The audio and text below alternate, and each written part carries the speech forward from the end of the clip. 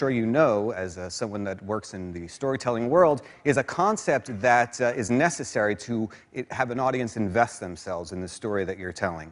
I'll also tell you that the Star Wars universe, while on some level is very exotic, had a musical soundtrack grounded in 19th century romantic music. And in fact, I can relate Star Wars, the appeal of it, towards some of the great Impressionist paintings like the Dutch Van Gogh, because his paintings, although not photographic, if you will, or photorealistic, inspired our own imagination to latch on to the concepts present in the painting. And for example, if you look at Van Gogh's Starry Night, you'll see that, again, while it doesn't necessarily look exactly like a city and stars and the wind blowing through the trees, you can feel the feeling of what it was like to be in that situation. You know, unlike looking at a photograph, which again gives you that two-dimensional representation, a split-second, microsecond in time, if we will. And as anyone knows that's had a bad photograph taken of them, a split second in time doesn't often represent the whole picture.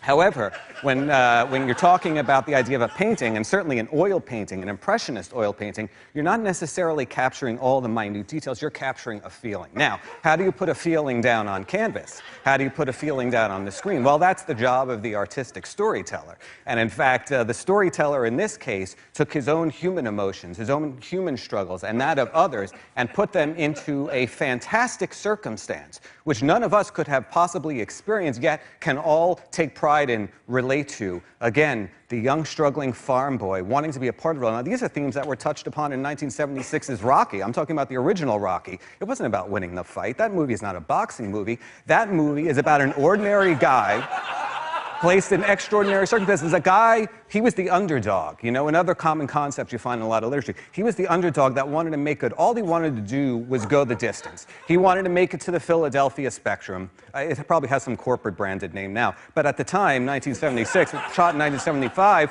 it was called the Philadelphia Spectrum. These theaters and arenas, amphitheaters had real names back then.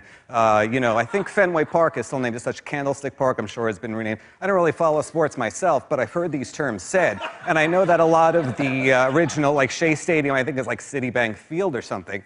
But that's not really relevant to what I'm talking about here, but interesting nevertheless.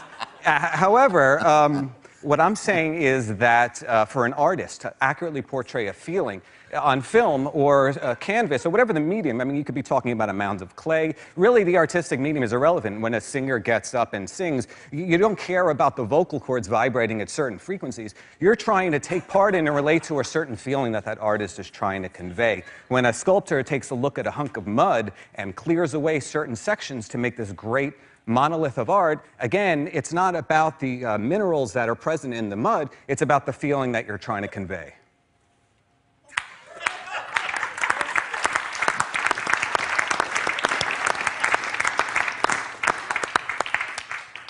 You're fired.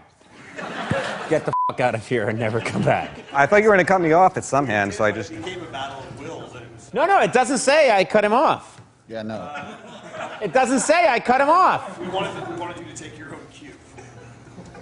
First of all, that was an incredible performance. It really was. I was waiting for you to finish so that I could say my line and didn't know. I thought that was part of what they had in mind, was that he goes on for 6 minutes. I didn't know.